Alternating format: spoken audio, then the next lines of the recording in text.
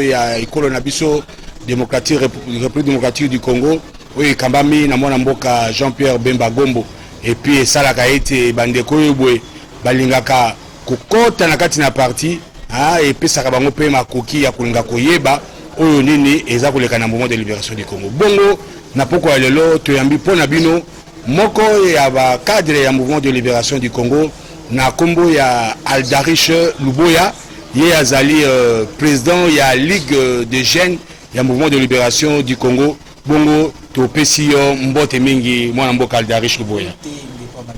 Kasi boni bo eza ngamba na ngali bosona yamba on émission kasi boni yo moko kasi naza malamu na banzike yo poza malamu na banza ete na poko lelo to koleka na kosola masolo mingo etali penza Ligue des jeunes oyo boye ozali kokamba yango kasi okambi yango ebani mbula boni. Siko to sali pratiquement 2 ans pour nomination ezalaki na novembre 2019.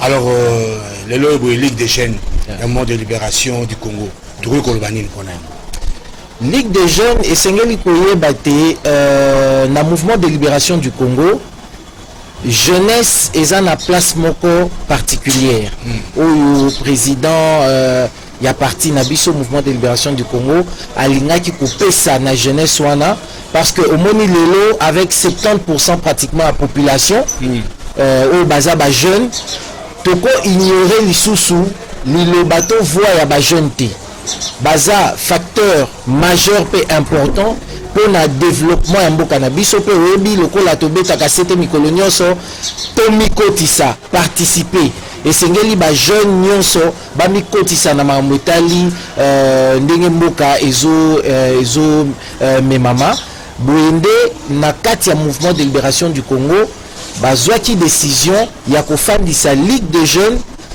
pour elongwa na ndenge ezalaki liboso ezalaki kaka secrétaire national en charge de la jeunesse lelo secrétaire national en charge de la jeunesse azali pe président ya Ligue des jeunes boye eza moyen moko ya kokanaliser ba force nyonso ya jeunesse pe kopesa jeunesse canal moko ya ko porter voix na ye na makambo etali politique ya mboka na makambo etali organisation ya mouvement de libération du Congo pour la processus ya conquête du pouvoir toza nango.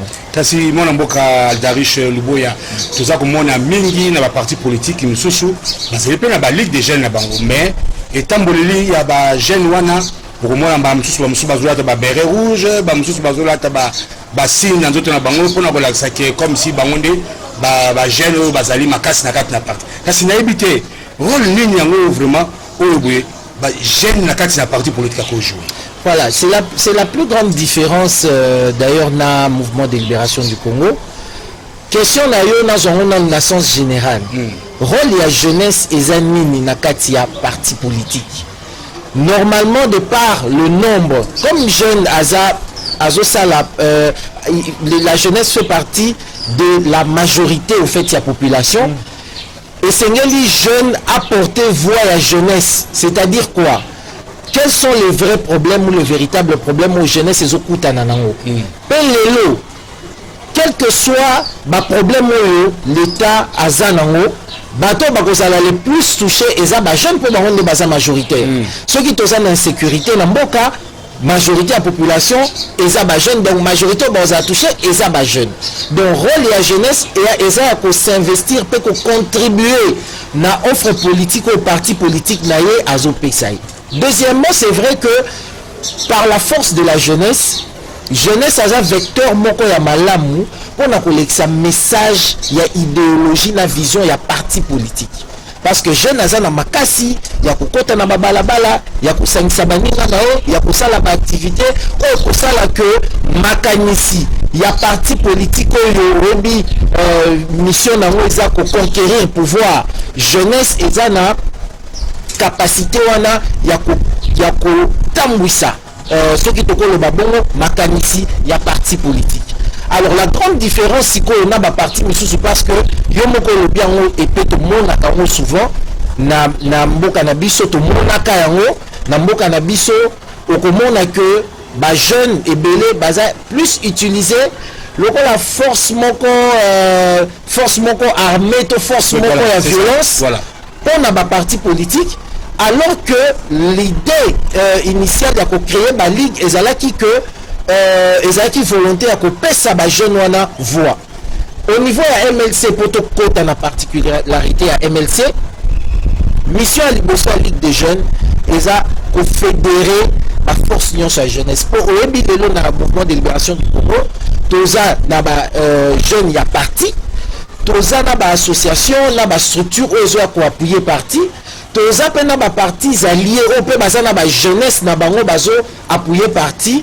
Alors na idée ya confédérer ya koza la force moko nde esengaki ke ligue de jeunes eya po banda confédérer ba jeunes wana malgré autonomie na bango mais ba se retrouvaka ensemble po bazala na likanisi moko na nzela ya bolenge donc jeunesse pe ba contribuer na conquête ya pouvoir ba contribuer na ba activité à parti. Deuxième mission bien sûr ya ligue de jeunes eza ko mobiliser jeunesse pe ko encadrer yango. Olobi yango lelo toza na situation moko oyo oyebi jeunesse na biso ya RDC ningeza. Tout à fait. Des sérieux problèmes en matière d'éducation, des sérieux problèmes en matière d'emploi, même sur le plan culturel et commis un peu difficile en tout cas situation comme pas si ligue de jeunes eza na rôle wana ya ko mobiliser pour encadrer jeunesse, couper sa jeunesse, ba outils nécessaires na ndenge ya makanisi pour na ko faire avancer mboka na biso, pour na ko faire avancer parti na biso. Autre mission ya ligue des jeunes eza effectivement ko faire élire ba candidat nyonso ya parti. C'est-à-dire que ba liste électorale nyonso ya MLC ba PCP jeunesse mokumba que bino il faut bunda pe makasi pour que candidat à parti gagner na élection. Donc, bien sûr non mais bien sûr jeune baza bien sûr pris en compte. D'ailleurs le de Kwamadeo majorité le roi na bisio eza ba jeune majorité et ba liste électorale na biso sokotali oko se référer na ba liste électorale il y a 2018. En tout cas, on a plus de 50% oyo baza ba jeune au sens large nenge tolobaka. Mais ceux qui osui au sens strict, il y a au sens strict par exemple il y a Nations Unies il y a 35 ans et moins. Donc on est à peu près à 40%, 35-40%, il y a ba liste électorale. Autre mission, il y a Ligue de jeunes et ça pour défendre l'intérêt il y a nation congolaise. Okay. Ça veut dire quoi? Il arrive que le pays soit en danger.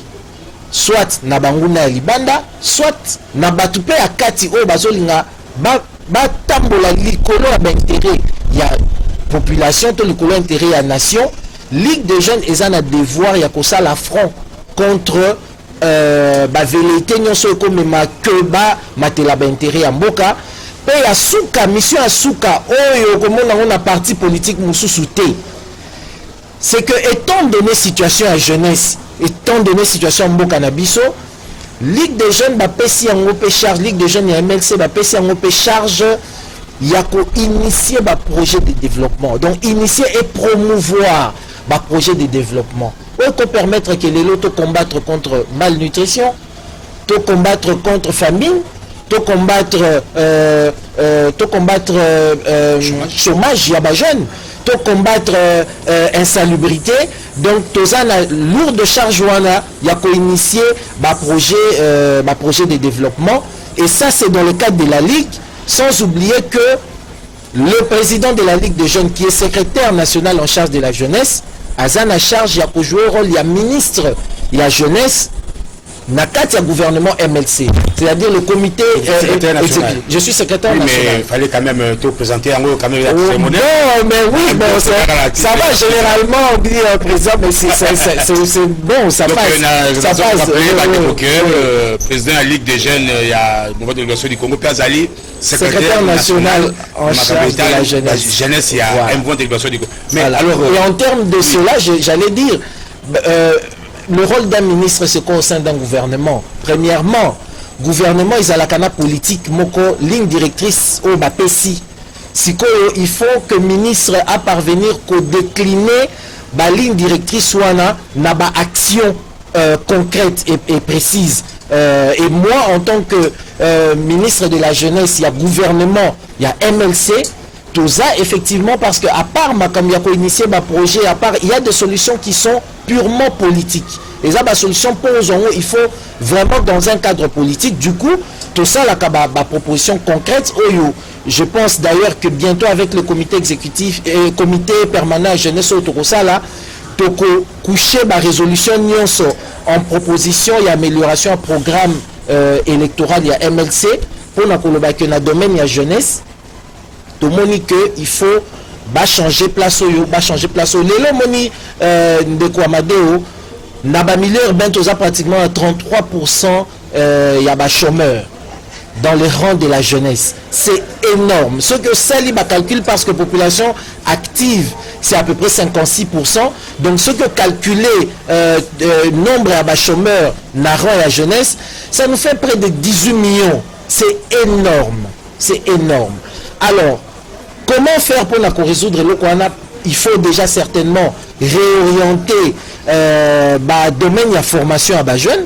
Parce que peut-être il faut aller vers des domaines qui sont plus prometteurs pour la nation et pour la jeunesse, mais aussi il faudra booster l'entrepreneuriat il y a des jeunes. Donc, dans ces cadres-là, c'est le secrétariat national en charge de la jeunesse qui a la charge, il y a la proposition concrète, il y a la politique et alimenter programme, il y a gouvernance, il y a mouvement de libération du Congo. Merci beaucoup. Alors je demanderai à Moron Nzambe, à Tchelabiso, élément Nabiso et à Liboso, où ils ont toujours parlé pour la Makambetali, Ligue des jeunes, il y a mouvement de libération du Congo. Moron Nzambe, Tolandio.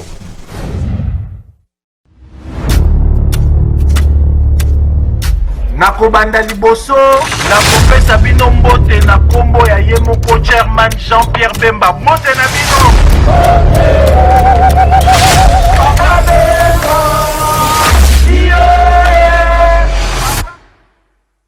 na ba réunion osalaka na communauté boye esukaka kaka ya koyemba te mais za ba réunion oyo ekopermettre biso na niveau ya quartier na niveau ya commune toluka mpe basolution na baproblème na biso. MLC viva!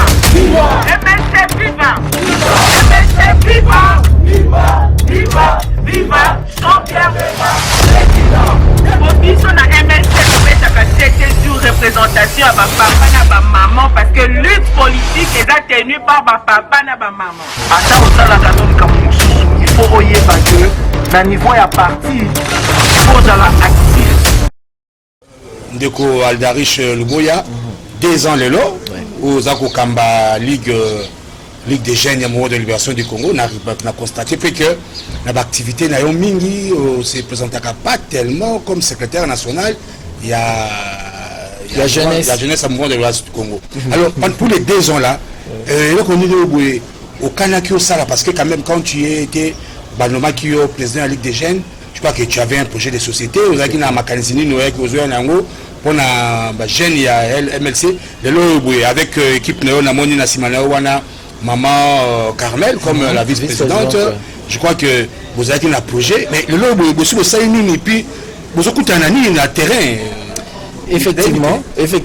D'ailleurs, nous rappelé en Ndekwamadeo, sélection na kati ya MLC ezalaka vraiment eloko moko ya kosakana nango te. Donc pour ozala promu, ozala nommé, ezalaka vraiment circuit moko, il y a pas si, il faut vraiment rassurer que oza na ba capacité ya ko atteindre ba objectif ou ba ko assigner yo. Alors bisolaire to yé ko zo jeunesse, j'ai toujours voulu rappeler que Webi MLC parti na biso eza parti moko éprouver résilience nango malgré 10 ans oyo président national Nabiso Azalaki incarcéré injustement na CPI. Ça, si c'est un problème, oui. Encadrer jeunesse. Et donc voilà, nous avons dû en tout cas nous maintenir en tant que parti, et nous arrivons à un moment où le parti a besoin de se relancer, nous allons dire en grande pompe, et c'est à ce moment-là qu'on nous confie la jeunesse. Biso Tozalaki na ba direction et belleté. Pour nous, le principal c'était de se dire que la jeunesse du MLC devait devenir une force réelle pour esa force to kolo bande to lobaka potentiel. Lelo, je pense que yo yebi na MLC toza na ba jeune belé o baza très fort bazo simba ba structure baza na kati ya ba organe ya parti ba misusu lelo baza na ba assemblée provinciale, assemblée nationale, ba misusu baza lelo na ba cabinet ministériel, des jeunes très efficaces. Mais comment on arrive au point que pour oyebi ba défi majeur au tozaki nango déjà à partir de 2018 2019, c'était de dire processus électoral au Zoya Liboso et qu'au que Total et Lango vraiment très bien. Et nous avons la charge de faire que MLC Olelo, injustement aussi, Tozana 17 députés dans l'Assemblée nationale, ce que Zuna Balié Nabiso, Tozana 32. Il faut tout ça l'effort que MLC ait dépassé bar, il y a 60 députés. Mais pour y arriver, le premier point pour nous est Zalaki pour consolider ma force et la jeunesse. Parce que toute la majorité peut toute la force. Il fallait consolider l'effort de la jeunesse. C'est comme ça que Bisso te proposait qui comme recette, il y a que ça là, au Bengi conseil permanent de la jeunesse. Pour la simple raison que parfois c'est un problème de leadership pour ça là que bah jeune bazo kabwana. Alors pour nous tout le monde doit garder le leadership mais tout ça là na plateforme qui permettre Bisso consolider ma force, il fallait conseil permanent à la jeunesse et à. Deuxième chose qui est important pour Nabiso Ndekwamadeo na plan auto proposé qui, c'est que les lots ba parti politique et comme il la refuge à ba jeune. Pourquoi? Pour la simple raison que tissu économique ya mboka na tissu social est totalement délabré. Aujourd'hui les jeunes se disent comme ça en espérant que lobby comme on en a et tout ça. Donc, et ça les locaux là vous-même donnez leur à manger parce que du moment que Bisso comme il la refuge il y a jeunesse, nous avons l'obligation il y a aider jeunesse aider jeunesse ça veut dire quoi? Alors pour nous c'était de dire le meilleur moyen d'encadrer cette jeunesse c'est d'arriver à lui donner une formation adéquate pour permettre aux jeunes à ça quand même moi Moussala à gagner quelque chose. De deux tolingaki que jeunesse et MLC est la mieux organisée sur le plan social pour maintenir ce que jeunesse bakendete parce que je pense qu'au Monaki après l'élection 2018 ba jeune ya ba parti belé ba sali ba migration ba o ba ke koto ba o ba ke kuna parce que nous tout monde dans miluka mais dans le moment toujours ba siko vous atteindre déjà quelques points les lots to sali les lots quand même to réaliser quand même quelque chose par exemple conseil permanent à jeunesse yo o yebi moi bien ma solo à MLC Ningi Zalaka les lots to parvenir quand même ko chamwa kimia na makambo ezalaki que ba leader ya jeunesse ya ngambo yo zo simbate ba o balingi leadership na bango ba o bazo clamer peut-être que injustice mokoza to sali effort pour que na conseil permanent à jeunesse to parvenir kozwaka ba décision ensemble et nous avons vu que monaki matérialité et lokwana la veille il y a meeting to salaki année passée na imka parce que à part Makambo Etali jeunesse Yemoko, on s'était dit comment on fait pour que rentrée politique à parti Ezala vraiment fait en pomme. Tout ça qui ba jeune nyonso na Betani na conseil permanent à jeunesse et ça a permis que na Imka réussite salema. C'était assemblage to union, il y a ba force nyonso wana ya jeunesse. Ensuite après il y a eu est-ce que tu connais un élément à IMCA? Oui.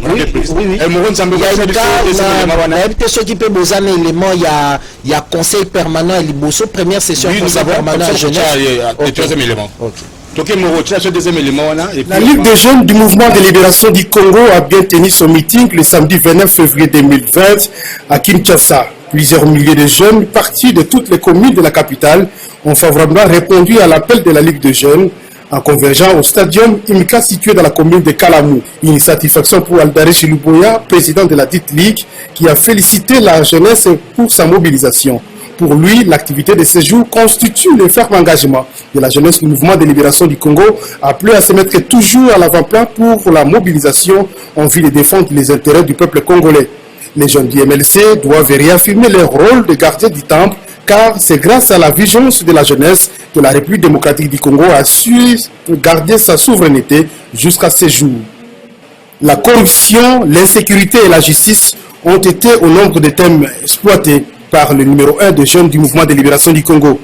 Aldarish Luboya, qui pense que les MLC reste que le seul parti qui défend les intérêts du peuple congolais, a appelé donc ce jeune à pouvoir s'élever pour combattre tous ces fléaux. C'est pour nous une occasion de nous remettre dans nos responsabilités qui nous sont reconnues depuis la nuit des temps.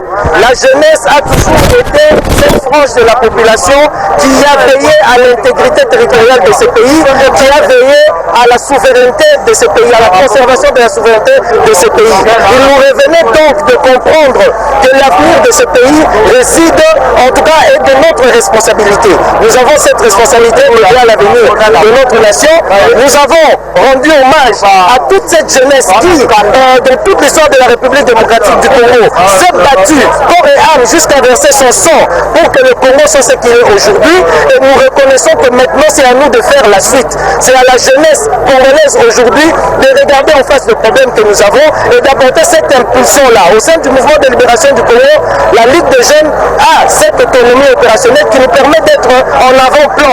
À chaque fois que nous constatons qu'il y a des choses qui ne vont pas parce qu'il y a des choses qui ne vont pas, et vous le savez, dans tous les domaines, qu'il s'agisse de la justice, qu'il s'agisse de la gouvernance, notamment ces questions de corruption, qu'il s'agisse des questions sociales, il y a des problèmes réels. Et les premiers qui subissent ces problèmes, ce sont les jeunes. Donc, à nous de prendre nos responsabilités, de regarder en face ce problème et d'apporter des solutions.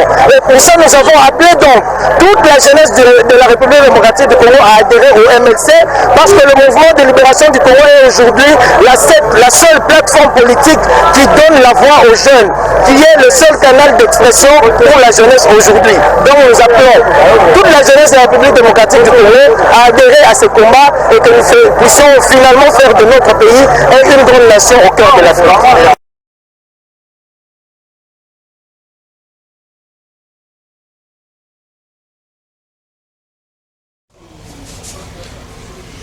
Merci Mingi Mouronzambe. Je crois que tu peux enchaîner directement na troisième élément où Salemaki na Betani où il y a qui première rencontre il y a ba jeune ba kutana qui connaît le mouvement de libération du Congo. Tolandi Amusumo.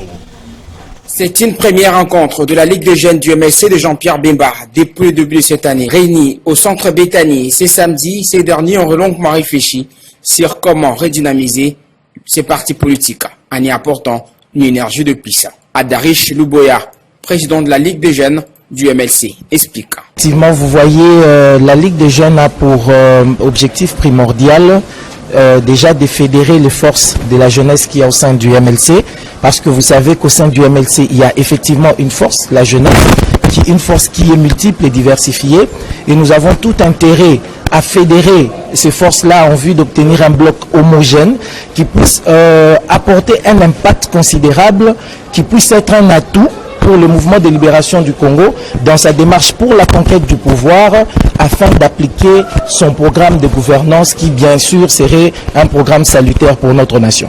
Le mouvement de libération du Congo est un parti de masse autant que c'est un parti de cadres. Et tout ce qui s'est fait au niveau du mouvement de libération du Congo s'est fait avec réflexion, intellectualisme. Et vous avez peut-être l'impression, je ne sais pas d'où vous tirez votre information, mais vous allez bientôt, très bientôt remarquer que le MLC va se faire entendre par sa jeunesse, et pas qu'à Kinshasa, mais à travers toute la République démocratique du Congo. Inspecteur général de ces partis politiques, le professeur Jacques Joly était l'un des intervenants à cette rencontre. Un conseil permanent. Il s'agit d'une réunion de réflexion, mais aussi d'action préparatoire à une grande descente que la nouvelle Ligue de la jeunesse du MLC va faire. Donc nous allons souligner la grandeur du MLC, nous allons souligner la profondeur et de l'action que l'MLC a menée depuis plus de 20 ans pour faire du Congo un pays indépendant, un pays prospère, grâce au leadership de Jean-Pierre Bemba. Et nous sommes venus leur dire que c'est eux qui sont les vrais artisans de la transformation du Congo et le vrai artisan de la transformation du MLC. Et ils ont bien choisi le thème, c'est voilà comment avoir une gouvernance pour une vraie alternative au Congo par la conquête du pouvoir. Donc l'MLC se prépare à conquérir démocratiquement du pouvoir. Nous avons des outils, nous avons des cadres et nous sommes prêts à donner au Congo un vrai avenir, une vraie alternative au lieu de pseudo-alternance ou des alternances en coquille vide qui se font aujourd'hui. Une activité déroulée en présence de la secrétaire générale du MLC, Baza Massoudi, qui en a donné le go. Matondo Mingi Moron Nzambe, je crois qu'il faut qu'on enchaîne sur ce élément élandique, le quatrième élément, parce qu'ils allaient continuité à l'activité à IMTA. Alors, tout un message nini, président de la Ligue des jeunes, Aldarish Luboya, a Pesaki, Naba jeune, ou Bazalaki, présent, mon colonel, peut-être pour Naba, ou Bazola Ndalelo, Baïblo, on y a les cas qui vraiment.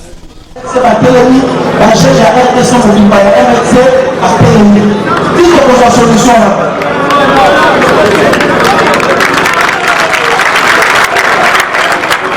Il est temps pour nous, jeunesse, de considérer l'avenir de notre pays. Pour prendre la totale à la mise sur la mise sur ceux qui font des gens qui de bienté. Mouvement de libération du Congo est une partie d'un moment. Et les autres, l'intérêt du peuple. Mouvement de libération du Congo est une partie d'un moment. Et les autres ne pouvoir pas la communauté. Alternative, la gouvernance n'a pas canalisé la soupe aux AMNC.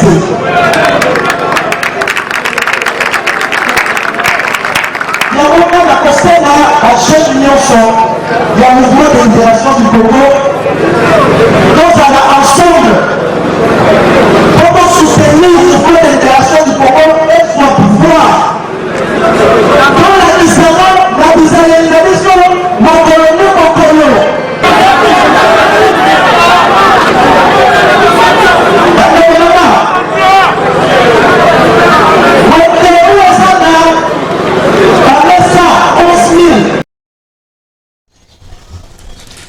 Matondo Mingi Moron Nzambe, na banza été président Aldarish, Tolandi na yo, ba élément oyo tukoleka, Tolandi ya IMCA, Tolandi ya Centre Bethany. Alors, qu'est-ce que bandeko bakokai kokanga pe lelo bwe tozongisa ngo susu na actualité, bandeko bakokanga nini? En tout cas, par rapport à makambo elekanaki na Bethany na makambo elekanaki na IMCA, l'idée c'était déjà de constituer cette force. Tozala na force wana parce que ozoye ba décision tozwaka après ba élection na niveau ya mouvement de libération du Congo, ezalaki koloba ke MLC azomi pesa deux grands objectifs.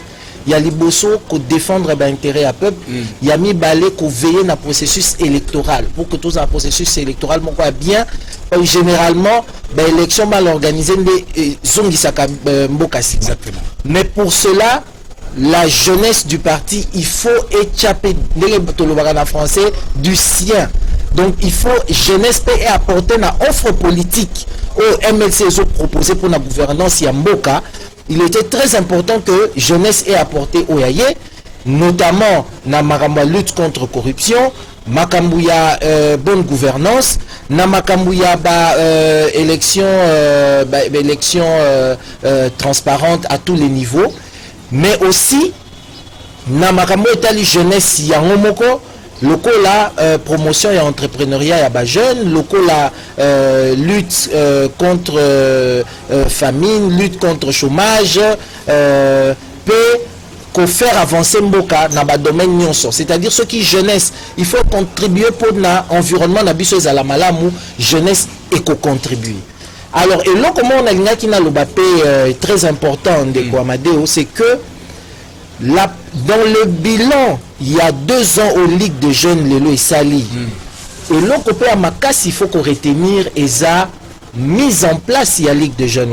Parce que ndeko oebi que la République démocratique du Congo après démembrement à la fédération, tous en a 71 fédérations à travers le pays.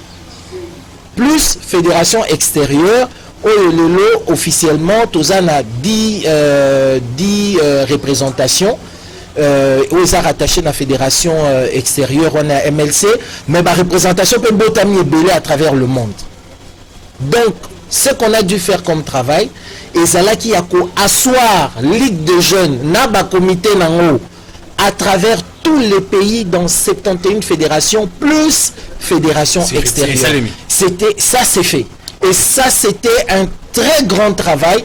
Lelo sali que toza na cartographie claire. Le présidence y a parti, le comité exécutif national y a parti MLC et yebi que ceux qui elingi état là par exemple na Kolwezi est-ce que jeune bazakuna baza très bien organisé na Likasi na Lubumbashi na Boma na Mwanda na Matadi na Kananga na Mbujimayi na Chikapa na Ilebo na Kikwit na Bandunduville na Mbandaka na Kisangani. C'était un très grand travail. Et c'est un travail on a vu tout le monde image voilà et ça musala oyo et bande ko nécessité pe itinérance et que de loin oko diriger oko pesa meeting oko gouverner oko mais parfois esengaka okita sur terrain et ce n'est pas une mince affaire obimbo cannabis on des amnene donc il a fallu que tokende net na Lubumbashi tokende na Kolwezi tokende na Likasi tokende na Bukavu tokende na Goma tokende na Butembo tokende na Kisangani tokende na Mbandaka tokende na dans le Kwilu Kwango tokende na Congo central et ça musala moko ya makasi oyo il faut qu'on retenir salemi pour le moment et puis eza composer ba base et binaire eloko zo banda sika le plus dur c'est de poser les fondations pour permettre sikoyo que ba élévation et ça les ma facilement. Merci donc c'est vraiment un de gros travail qui a été fait sans oublier na musala encadrement on a EBCO on a dû aussi tenir beaucoup de conférences oyo ba sujet nango ezaki toujours jeunesse et développement parce que lelo toza na rôle ya munene ya ko jouer na mboka na biso et le fait de ya ko benga ba jeune ba participer na politique ya mboka na biso et bande ko nécessité peut ko faire toujours rapprochement entre rôle politique ya jeunesse na développement ya mboka na biso parce que en fin de compte qu'est-ce que nous recherchons et ça bien-être la population congolaise et ça bien-être la nation congolaise. Merci beaucoup président Darish Luboya au Betinga Masolo il y a ba conférence il y a ba activité vraiment politique, ce qui veut dire meeting et tout. Puis tout ça qu'on a annoncé déjà le 18 décembre au Yoboué. Moko, il y a 4e mois de libération du Congo, on a combo il y a Ndeko Fabrice Pelende à tenir meeting dans le cadre de la jeunesse, dans le cadre de la structure le 18 décembre jeunesse avenir du MLC. Oui. Donc vous allez 18. Donc vous allez 18 donc vous allez wana biso nyonso donc organe nyonso il y a jeunesse, il y a parti donc vous allez na Kisenso le 18 décembre 2021 pour te clôturer l'année en beauté mais qu'on l'a qui ça vraiment force il y a MLC tout vous allez wana. Mais tout le monde y a activité ça sur le terrain de Koaldarish Luboya tout le monde qui dernièrement a Kendeki ça la sensibilisation il y a lutte contre consommation il y a eloko babengi yango mikolo drogue bombé bon nalingo ça commentaire te to la nana no ndengo baleko pour sensibiliser et puis to kozongela yango tout en ligne longo ba moko na bureau puis aucun na terrain mais na terrain yango ezali te pour bana ko gagner bato ba côté na MLC mais bokende ko sensibiliser bato donc je crois que ça fait partie il y a ba mission alors Moro Nzambe to landa nini élément wana il y a bombé ou tu prévoyais qui prend l'émission.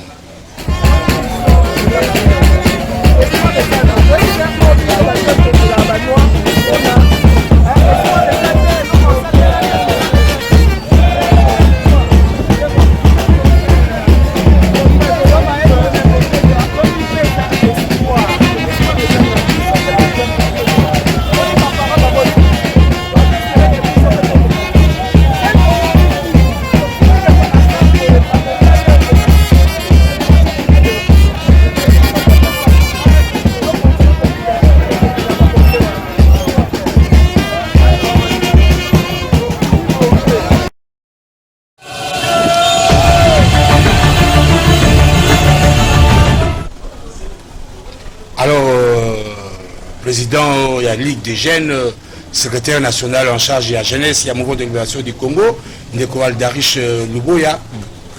Pour changer quand vous avez un bureau, meeting, mbaramoko, sensibilisation, na Itali société, donc Itali et vendeli à bateau, Namboka. En tout cas, tout ça la Congo souvent, je pense que non, je pense que vous s'est rappelé ne bandeli na lobaki que rôle ya jeunesse p importance nango kutu tokoloba c'est que jeunesse eza na makasi oyo jeunesse qui t'assure le terrain pour na kosala makambo oyo faire avancer mboka pe bien sûr parti politique et ça ba premières actions de terrain tozo sala tête to sala ba action belé par exemple na cadre ya lutte contre insalubrité lutte pour la hygiène qui t'assure le terrain qu'on travailler na ba jeune qu'on se rapprocher des gens pour na koloba kopeta parfois masolo ya makambo to kuta na kanango na société o esengaka ke kolonga pe na cadre ya ba bureau parce que parfois to sala ka moi confusion politique to sala ngo pour na bisoté to pour na ba famille na bisoté restreinte hein? Mais c'est pour cette population là et sans population on sala peu politique té. Alors quand il y a des questions importantes ya société tokitaka sur le terrain kosolana bandeko ko sensibiliser oyebi to sala déjà pe ba sensibilisation sur le terrain par exemple pour la valorisation ya jeunes filles donc carnaval mobimba makolo bandalungwa kasavubu pour la ko sensibiliser société na biso koloba que bana basi pe baza important il faut base à la considérer il faut base à la éduquer loko la bana mibali po bango pe bazane loko ya ko apporter. C'est comme ça que dans le même cadre il y a responsabilité sociale au tozanango na kati ya MLC responsabilité communautaire to kitaki sur le terrain pour na ko sensibiliser ba jeunes par rapport il y a consommation à bomber. Jeune il y a toute tendance confondue. Toute tendance confondue. Parce que là, il s'agit de la nation. Tout à fait. Donc, même si on sait aussi que c'est quand même aussi bien pour Nanini. Et ils ont l'accepté population, Nani a solo, azosa la politique pour le peuple, Nani azosa la politique pour les Français, pour les Jeep, pour les Mbongo, pour les Bandak, pour les donc, pour la candidat, pour oui, Nani pas azosa la paix individuellement pour que Baponaï. Voilà. Parce que généralement, Ligue de jeunes, Oebi, Bazape na Tozana Solidarité Makasi, généralement équipe à circonscription. Parfois, comme on a même des jeunes, Bazo Longwana, Kin Awa, Bazo Kendeti, na Congo central, et pas Baebi Bangote, mais Bazo Kendepo, Basala Moussala à partie, Basala Moussala à Mboka. Donc, il était nécessaire de apporter Pierre Nabiso, Namakambwana ou Italie Bombay. Il y a eu la sensibilisation des terrains, certes. Mais le il y a aussi toujours le côté politique. On a la politique de la mesure et que la consommation a baissé. Donc, jeunesse, il y a un mouvement de libération du Congo et adressé qui peut mémo pour qu'il n'y ait pas d'autorité habilitée pour que la mesure pour permettre de réduire sensiblement consommation à stupéfiants, notamment bombe pour moni lelo. Et ça va place mais sous baté kabaki siwana local na wenzebwe. Il y a des mesures à prendre. Il faut qu'on serre les sous makasi pour que les produits permettre que les gens là-bas mais là-bas stupéfiants étaient comme les sous bongoté. Mais il y a aussi une dimension beaucoup plus haut. C'est qu'aujourd'hui jeunesse ils ont plus ou moins désemparé. Espoir ils ont les sous pendate. C'est pour ça que tout le monde qui tapait sur le terrain pour la connaître bisabajan que espoir ils ont. Mais côté au gouvernement, grandes actions peuvent faire Zouama pour que elle accepte que non, bon cannabis sont votés à la direction de Kende, espoir Ezali. Donc au lieu à côté comité canaba diamba, tous à la concentrer, tous contribuer à l'évolution en Bokapé. Action et Salema na Kinshasa et Salema qui peut na Goma, je n'ai pas ce que kuna pesa qui na drogue moko mouvuke, ezaka kaloko la bombe, oui. Na gouvernement peut évoquer qui dangerosité à stupéfiant wana ndé na goma peut tout ça là qui action similaire na coordonnateur il y a Ligue de jeunes il y a Nord Kivu Petit Nord 1. Ok, merci beaucoup Ndeko Aldarish Luboya. Alors Moron Zambé to sengochi la 6e élément total déplacement il y a bandeko qui a aucun sur le terrain. Peut-être moi, Libana Moké à Kinshasa.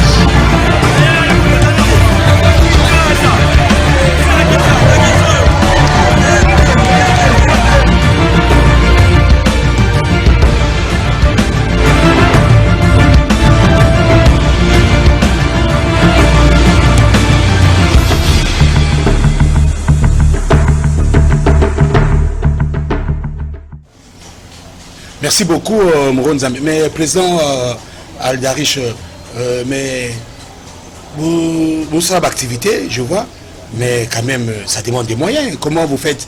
Vous êtes organisé, vous avez une caisse, vous êtes dans la cotisation, mais expliquez un peu, parce que vous faites, peut-être votre partenaire, par contre, on en a payé, hein? Oui, mais sans vous mentir, Amadeo, activité tout ça là et c'est un moyen makasi. Tout à fait. Et pour s'en sortir, heureusement que nous sommes dans un parti politique organisé, okay. Qui veut que membres cotisaka, membres cotisés et le lobby par exemple donateurs et tout ça, il y a une catégorie de membres oyo bazala kapé donateurs et pour certaines activités ciblées kochapé le boko na bango na poche pour que parvenir ko financer quelques activités. Donc c'est comme ça un peu qu'on avance. Je pense que ça kaka organisation, il y a Ligue des jeunes mais Ligue des femmes et ça la kabongo fédération ça la kabongo s'organiser à partir à cotisation à partir de et permettre que dotation et pesama pour que nous salaire à partir et salema. Maintenant, il y a cette hauteur d'activité, activités ponctuelles, mais sur pas des activités, mais des actions de grande échelle. Ce qui te commis par exemple dans Maramozo, c'est un investissement colossal. Parce que par exemple, il y a un emploi par exemple, il y a formation, beaucoup parvenir qu'on a obligé, il y a ça investissement, il y a makasi. Que multiplier les sous mécanismes, il y a financement, il y a parti. Mais à travers le monde, comme ici, na MLC en tout cas, tout s'organise à partir de la cotisation. Mais talipé à niveau il y a Nord ou Bangui, tout le monde, ce sont les jeunes filles, oui, plus déterminées. Mais je sais maintenant les jeunes filles quand même, ce sont des femmes, oui. Des femmes et Ali. Oui. Mais vous autres travaillez voilà. Parce que très rapidement, c'est que je veux dire. Et ça a 3 organes, il y a parti. Organes, il y a parti, je dis bien. Oyo bazan a un rôle plus ou moins transversal. Oza na Ligue de jeunes, Ligue des femmes, na secrétariat national en charge, il y a association, structure et parti alliés. Parce que na Ligue de jeunes, tous en banabasi. Baza jeune femme, mais baza femme d'ailleurs, le la maman Mamélia le baka Ernionso. Moi si ataza na 2 ans, ataza 6 mois babenga ke maman. Donc baza femme. Côté il y a Ligue des femmes pe ozana femme o baza kuna, baza na moins de 35 ans. Donc baza jeune. Na côté association, ozana association, ozana jeune, na femme et tout ça.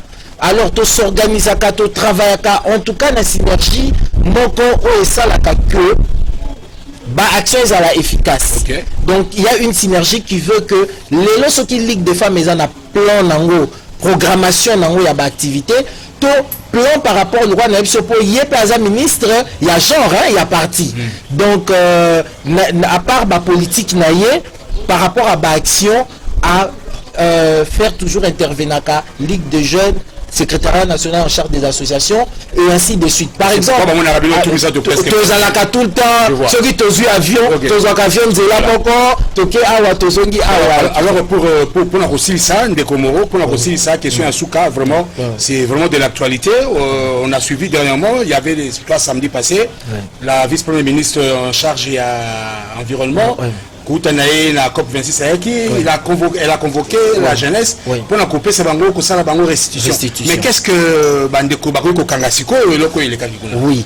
Donc effectivement parce que nécessité zalaki que relève jeunesse ces relève, il fallait ba yeba makambo ngezo lekana à travers le monde, danger environnement wana balobi lelo oyebi ke lelo RDC ou bien le bassin du Congo, bazo considérant les locaux la deuxième poumon ya monde mais premier poumon pour Yangonde et so arriver à capter ba gaz carbonique émis à travers le monde et c'est là qui que ba jeune na bango pe na ndenge na bango pe ba ya ba yoka ba ya ba banjo wana pe bazo ba piste ya ba initiative o bango pe ba cause en tant que jeune on a contribué na lutte au ESA pour protéger environnement. Donc Yangonde le Kanaki Kuna, maman VPM Excellence F Bazaïba a Pesaki pratiquement 32 réalisations où il y a sali au cours de cette mission là.